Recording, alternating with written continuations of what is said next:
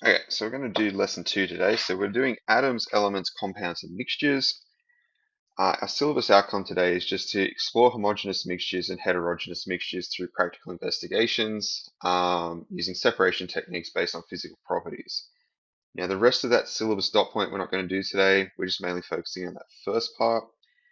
We're also going to do a bit more revision stuff from year 10, so mainly having a look at the definitions of atoms, elements, compounds, and mixtures.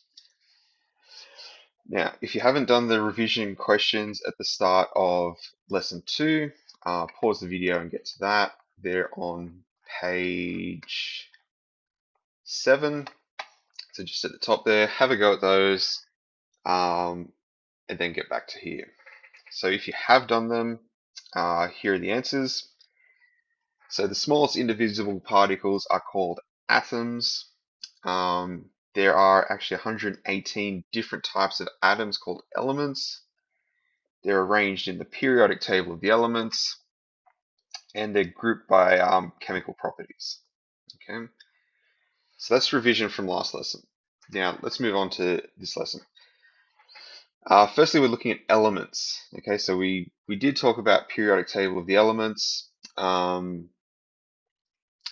what are elements? Well, sorry. As discussed last lesson, atoms are the smallest indivisible particles that all matter is composed of. Okay, so that's the first thing. We've got that. Our elements, what are elements? They're pure substances made up of one type of atom. Okay, so as soon as you got two different types of atoms, it's no longer an element. It could be a compound or a mixture or whatever. Now, the elements themselves, they can be monoatomic, so just one atom existing by itself with no chemical bonds to anything else. Now, examples just include iron, gold, carbon. They can exist just by themselves. They could be diatomic, so made up of two atoms chemically joined together. Okay, so we can the most common ones are the halogens or the things that are gaseous at room temperature. So nitrogen, oxygen, fluorine, chlorine, bromine. Actually, yeah, bromine exists as Br2, but it's not a gas. Okay, so all of the halogens exist as the diatomic versions. And the other ones are hydrogen, nitrogen, oxygen that exist as diatoms. Um, in rare instances, we can get polyatomic elements. The most common are ozone, which is O3, so it's three oxygen atoms chemically bonded. We can get sulfur. Sulfur exists as S8 ring, so 8 atoms of sulfur in a ring. We can also get selenium 8 and phosphorus 4. Okay. Um, so yeah, so there's still elements, even though there's more than one atom chemically bonded together. Uh, Next is compounds. So what's a compound? Well, they're pure substances made up of two or more different elements chemically bonded together. Okay. Now, these chemically bonded elements cannot be physically separated, but can be chemically separated. Okay, so what we mean is like, for example, with water, you have hydrogen, oxygen, they're chemically bound to each other. You can separate them using chemistry, particularly electrochemistry, so we can get oxygen gas, hydrogen gas, but we can't physically separate it. Okay, so we have to use chemistry to separate them. Some examples of compounds, like I said, water, which has oxygen, hydrogen atoms bound together, methane, which is carbon and hydrogen. Pretty much most chemicals that we know of are compounds, so sodium chloride, things like that, ammonia, which is NH3, all those sorts of things, they're compounds. Now, we'll also define what a molecule is. So a molecule is a single particle that's made up of more than one atom chemically bonded to each other. Now, it can be multiple atoms of the same element. So like we saw in the elements section, you can get things like F2, S8, Se8, P4. They're all molecules because they're chemically bound together, but they're all the same atom. It could also be different atoms. So here I've just got a little picture showing you the difference. So atoms, just one atom by itself, not bound to anything. Now if we move over to have a look at the molecules, we have all these different types. So we have two different molecules that are made up of the same element. We also have two molecules made up of different types of elements, chemically bound to each other. Now, mixtures. Mixtures are substances made from mixing two or more other substances together. Um, the thing is that these ones are not chemically bound to each other. They can be physically separated. Okay, so we can take, for instance, water and sodium chloride, salt in water, and we can separate the water from the sodium chloride using physical means. Now, the two broad categories of mixtures, homogeneous mixtures and heterogeneous mixtures. Now, we're going to go into what those mean. Homogeneous mixtures, so in science, whenever we say homo, it basically means the same. Okay, so homogeneous mixtures are gaseous, liquid, or solid mixtures that have the same proportions throughout a given sample. Okay, so they're the same. Basically, if we take part of the sample, it's not going to be different from another part of the sample. It's all the same thing. Some broad examples we've just got there on the screen. So just milk, coffee, wine, they're all homogeneous mixtures.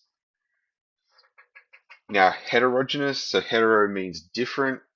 So these mixtures are mixtures where you can take a different part of the mixture and get a different composition. Okay, and I'm sure you can see where my mind was at when when I made this.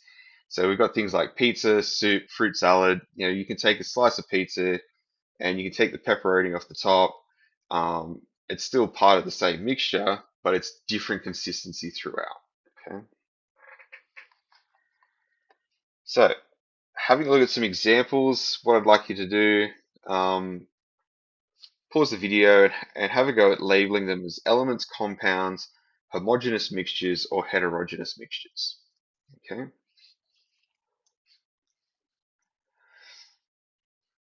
Um, Now that we're back, let's have a look. So Coke, yeah, one part of Coke's all the same.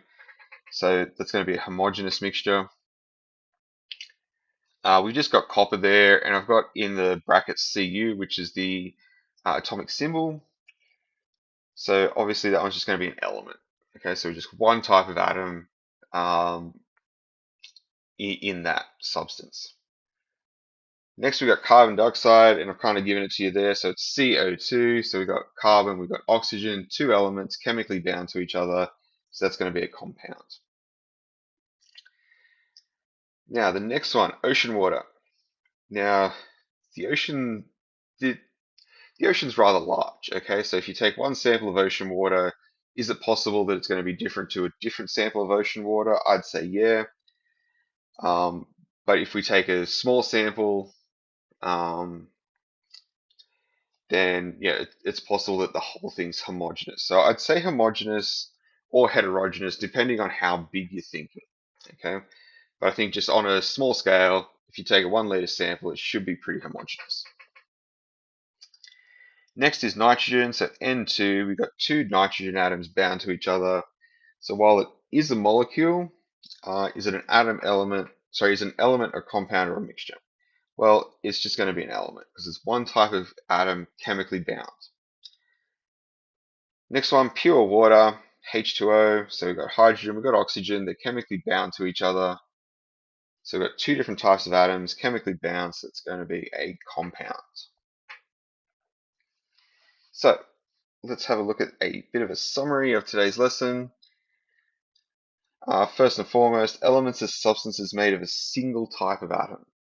Okay, and again, they can be so elements can be one atom, two or more. So remember, we can have things like copper, which is just one atom. We can have things like Cl2, so chlorine, existing as the diatom, or we can have the polyatomic ones like ozone, for instance. Now, our compounds, they're substances made of two or more different elements chemically bound. Okay, so as soon as you introduce a different type of atom into the molecule, it becomes a compound. Now, mixtures are substances made of mixing two or more other substances, and they can be homogeneous or heterogeneous. Remember, homogeneous being the same all throughout, heterogeneous being um, different consistencies throughout the mixture. Okay, so now that that's done, please move on to the questions at the bottom of page 9. Have a go at those. And yeah, that's all for today.